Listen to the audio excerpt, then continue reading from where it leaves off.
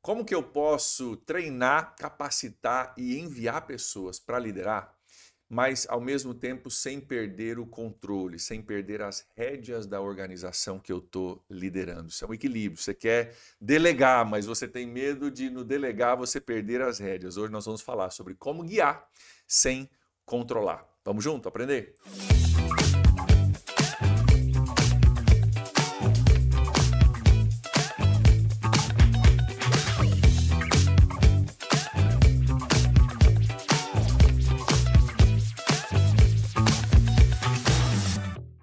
Serão bem-vindos de volta à quarta lição desse nosso curso Liderando como um Pastor. Esse livro que tem abençoado a minha vida, que não existe em português, então estou pegando alguns conceitos dele e trazendo para você o material. Eu espero que abençoe você na sua liderança, esteja você aonde você estiver liderando, na área que você estiver liderando. Deixa eu te dizer uma coisa antes de entrar na lição, presta atenção aqui. A sua liderança é valiosa, o que você faz é importante. Deus tem confiado pessoas ao seu cuidado e eu estou aqui para tentar ferramentar você. Não sou o dono da verdade e não tenho tudo perfeitamente, mas estou aqui para tentar encorajar você e dizer que aquilo que você faz importa. Eu espero que esse material possa ser uma ferramenta para você liderar ainda melhor, ainda com maior sabedoria, com maior graça da parte de Deus. Hoje nós vamos falar sobre como você pode guiar pessoas sem controlar pessoas, porque essa linha que eu nem acho que é tão tênue assim, mas para algumas pessoas é tênue e em alguns casos essa linha tem sido cruzada, inclusive no nosso Brasil brasileiro aqui. Tem alguns movimentos, ainda existem, eu imagino hoje, mas com certeza alguns movimentos que passaram há um tempo atrás. Talvez você saiba de alguns, talvez você tenha ouvido falar, talvez você participou de movimentos assim, onde o guiar e o controlar se confundiram.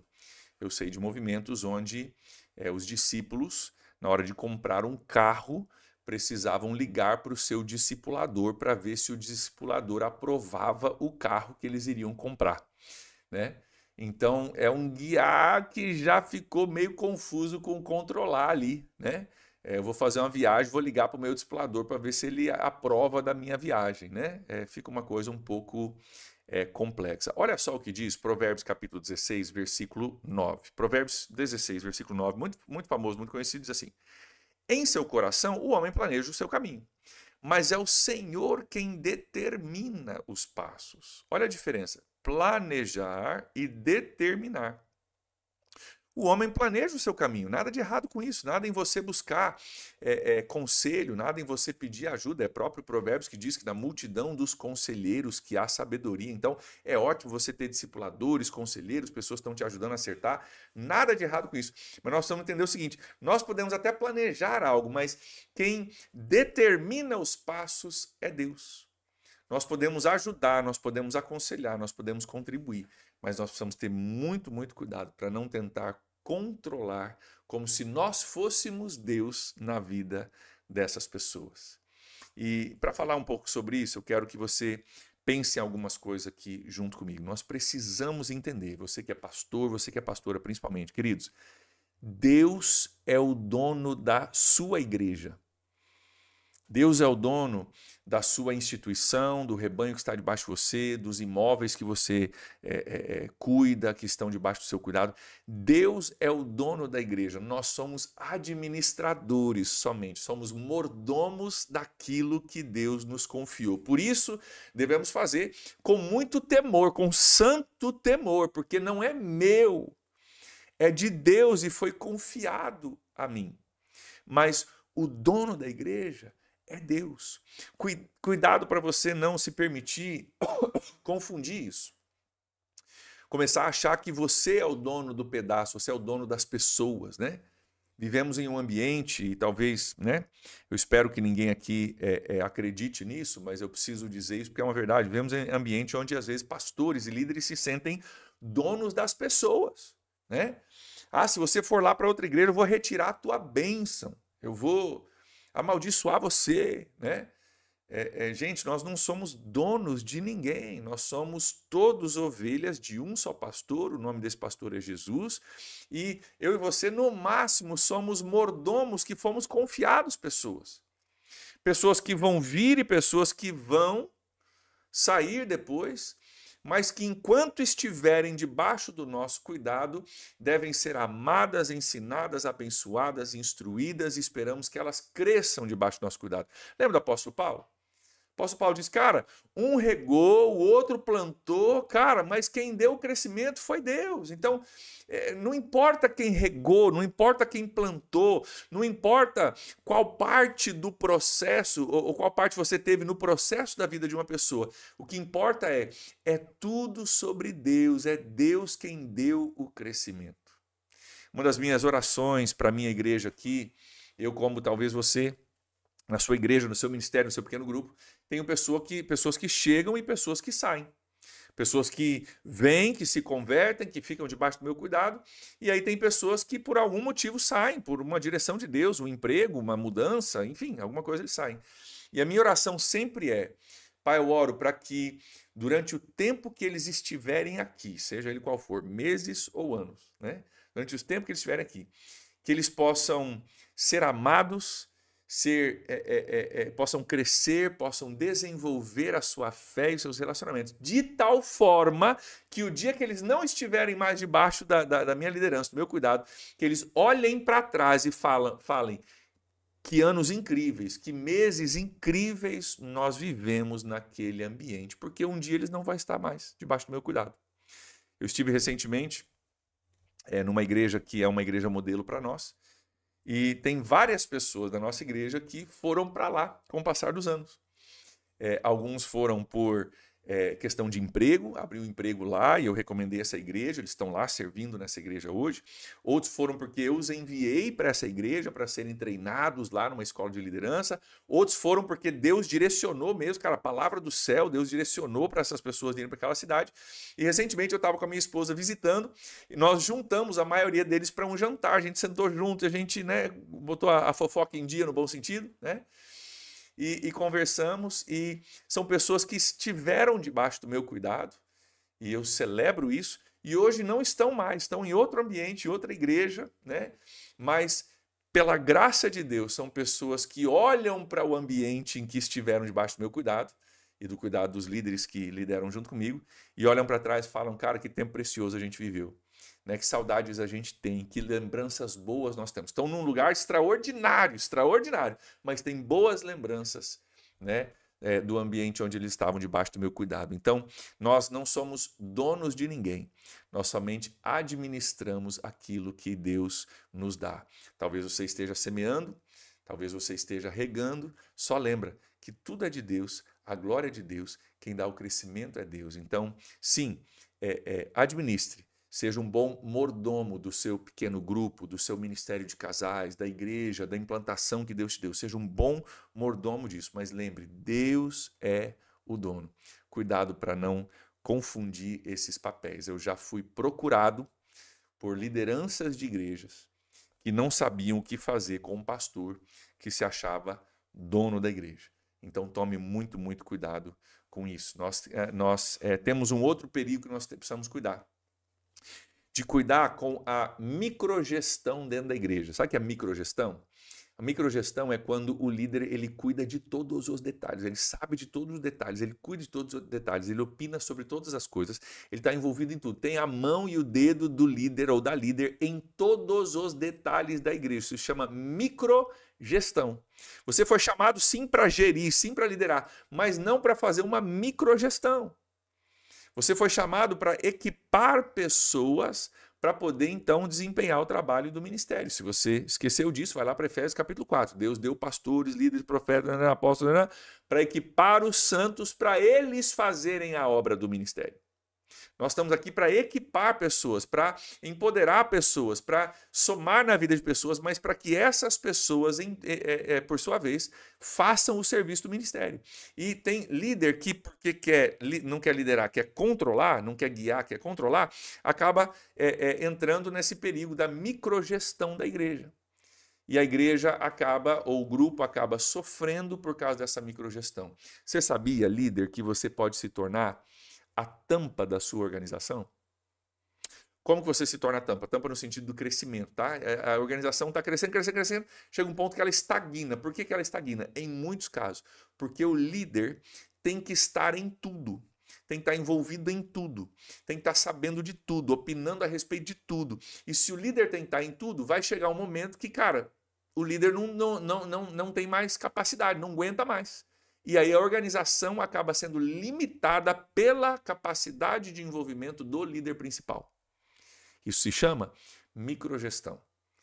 E se você não quer ser a tampa da sua organização, o fator limitante da sua organização, você vai precisar delegar funções e tarefas e aprender a não ter que estar por dentro de todas as coisas. Tem algumas situações acontecendo na minha igreja hoje onde pessoas perguntam, pastor, quanto que é a inscrição para o evento lá? Eu falo, cara, não sei.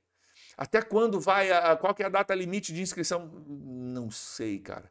Quem que está liderando tal coisa e tal? Cara, não sei, pergunto para a secretaria da igreja, porque não tem como eu saber de tudo que está acontecendo.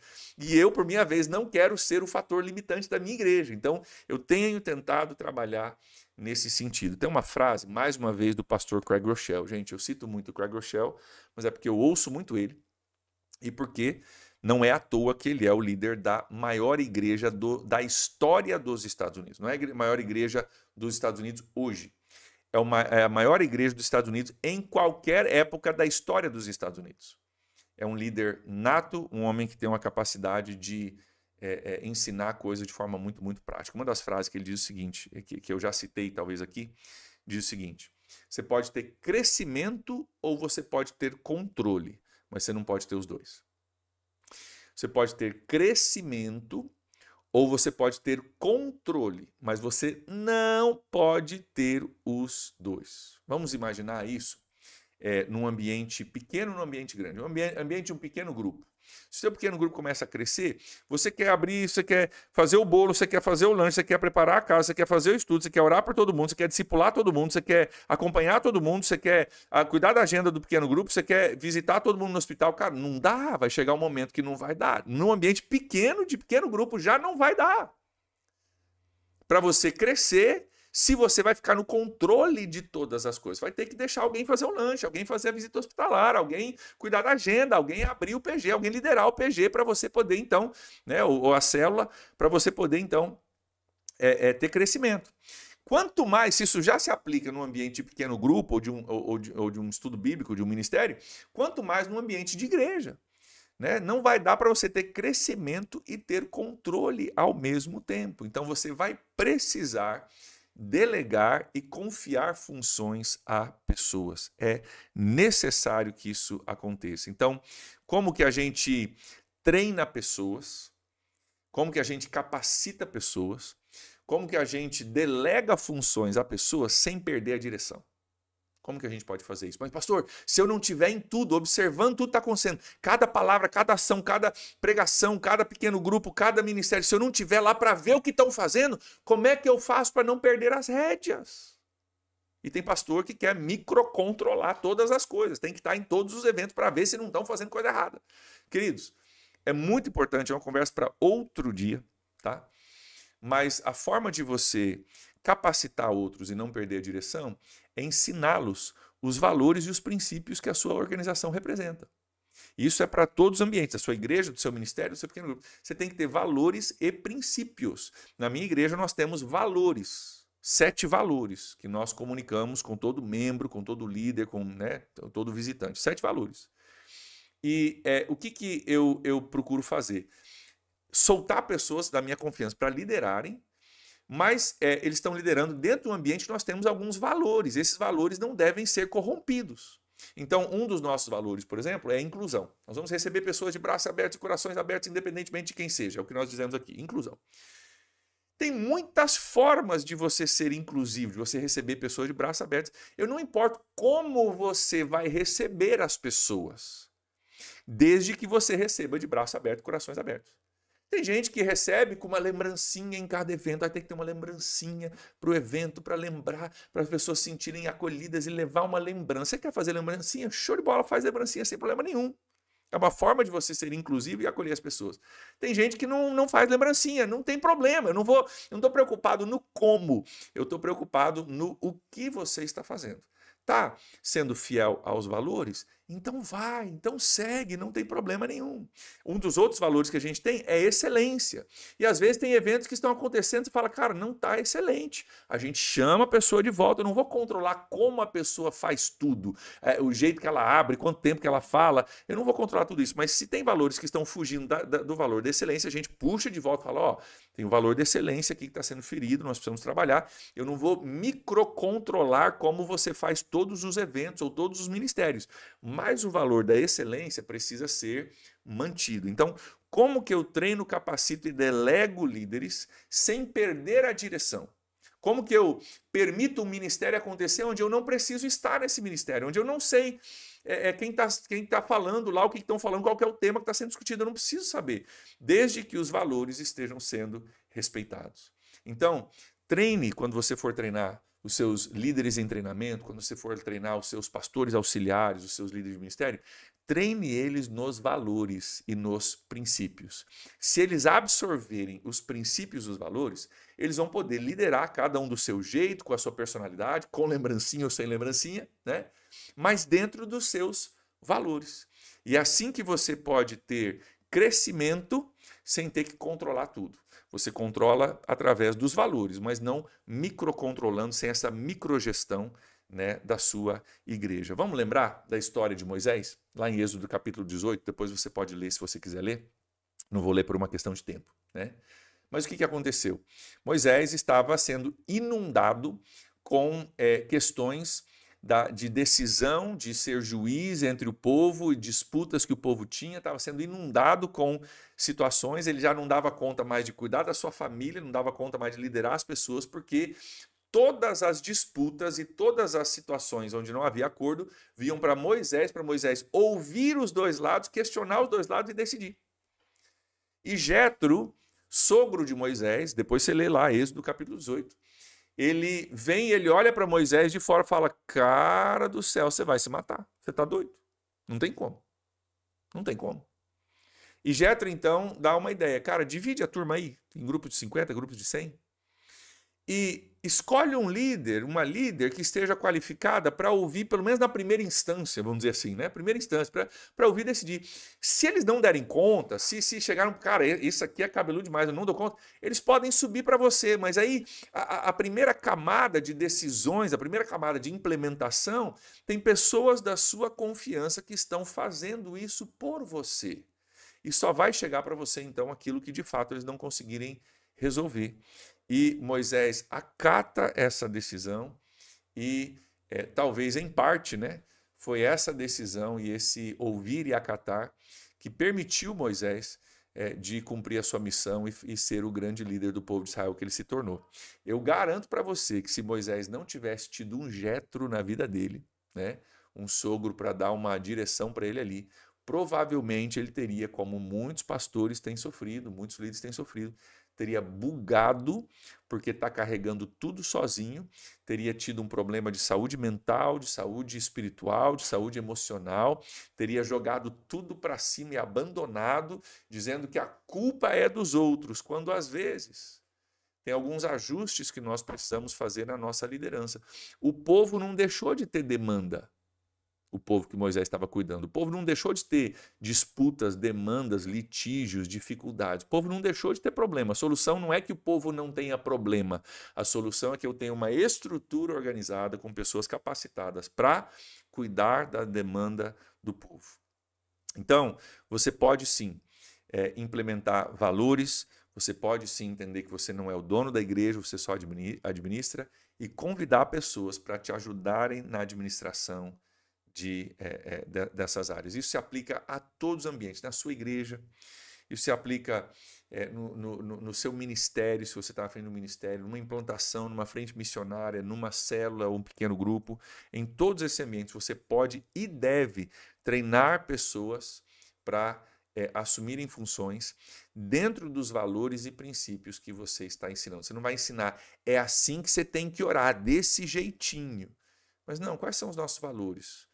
Qual que é a nossa visão? Para onde nós estamos querendo ir? Então, faz sua oração aí dentro desses valores, dentro dessa visão. Se está caminhando na mesma direção, cada pessoa vai caminhar de um jeito diferente, com um passo diferente, uma velocidade diferente, com um ânimo diferente. Mas desde que estejamos indo na mesma direção, isso já é suficiente.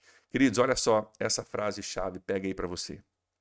Líderes eficazes criam outros líderes, não apenas seguidores. Líderes eficazes criam outros líderes, não apenas seguidores. O primeiro nível de liderança é você liderar e ter gente seguindo você. Outro nível de liderança é você liderar e não apenas ter gente seguindo você, mas você está gerando líderes. Como que você faz isso? Dando oportunidades, assumindo riscos. Mas é um risco, pastor, deixar o irmão abrir o culto. Instrui ele, ensina ele, caminha com ele.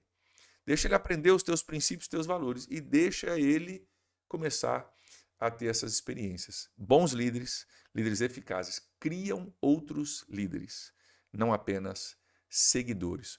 O nosso papel, voltando a Efésios 4, é nós ensinarmos, é nós capacitarmos os santos para fazerem a obra do ministério. Pastor, pastora, você não deve estar fazendo tudo na sua igreja. Não deve. Isso não é saudável para você, isso não é saudável para a sua igreja, ok? Isso comunica que na sua igreja é você que faz tudo e os outros vêm para te assistir a fazer. A igreja é lugar de crescimento, de envolvimento, de amadurecimento. Como que as pessoas vão amadurecer se você está fazendo tudo? Tem muita gente muito bem intencionada, eles amam servir, eles amam fazer, eles querem receber, querem fazer o melhor, mas eles acabam fazendo tudo e pessoas somente assistindo eles fazerem. Queridos, as pessoas querem estar envolvidas, querem estar envolvidas. Deixa as pessoas se envolverem. Deixa a pessoa vir montar, botar as cadeiras, endireitar as fileiras para você.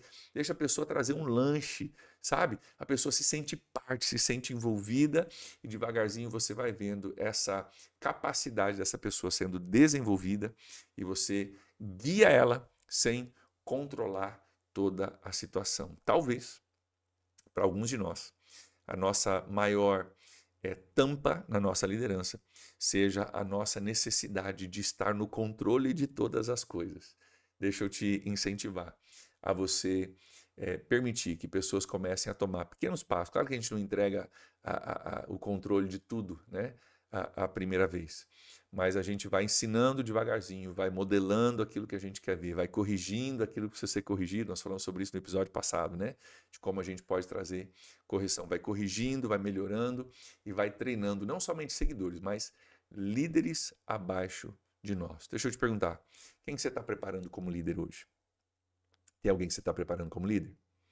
Porque parte do nosso papel é pastorear, sim, mas também parte do nosso papel é liderar. Nós queremos aqui liderar como um pastor, né? Então você cuida, mas você também aponta a direção, dá oportunidade e faz com que as pessoas abaixo de você possam cumprir a sua missão, possam descobrir os seus dons, os seus talentos, servir a igreja.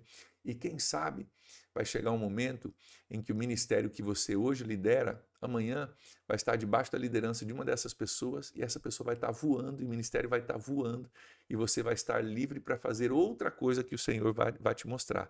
Lembre que você não é dono do seu ministério, você não é dono da sua célula, nem do seu pequeno grupo e nem dono da sua igreja. Você é um mordomo que deve replicar a sua liderança. E talvez o maior sucesso de um líder não é que ele fique numa igreja, fique num pequeno grupo, fique no ministério o resto da vida. Mas é que ele treine líderes de tal forma que o dia que ele sair, a igreja, o ministério e a célula possa ser melhor, possa crescer, possa fazer muito mais sem ele. Porque nunca dependeu dele. Sempre foi pessoas sendo instruídas, capacitadas, treinadas para poder crescer e poder assumir o seu lugar. Líderes eficazes fazem outros líderes, não apenas seguidores. Quem que você está fazendo líder? Tem alguém que está debaixo da tua asa e você está treinando, preparando como líder? Se não tem, quero te desafiar a você orar pedindo a Deus que te mostre quem precisa ser treinado e incentivado por você para que possa te ajudar na sua liderança e, se for necessário, assumir a sua liderança em algum momento para que você possa também assumir coisas novas que Deus tem para você. Amém? Que Deus abençoe você, que essa palavra possa continuar aí no seu coração, falando contigo, ministrando ao seu coração e que você possa lembrar que aquilo que você faz importa. Sabe por quê? No contexto que a gente está falando hoje, você não está só fazendo para quem está vindo, você está treinando novos líderes, você está treinando a nova liderança da sua instituição, da sua igreja, do seu pequeno grupo, do seu ministério. Então, aquilo que você faz, líder, importa, importa demais. E nós estamos aprendendo a liderar com o coração de pastor. Obrigado pela sua companhia. Aguardo você de volta para o próximo episódio. Tchau, tchau.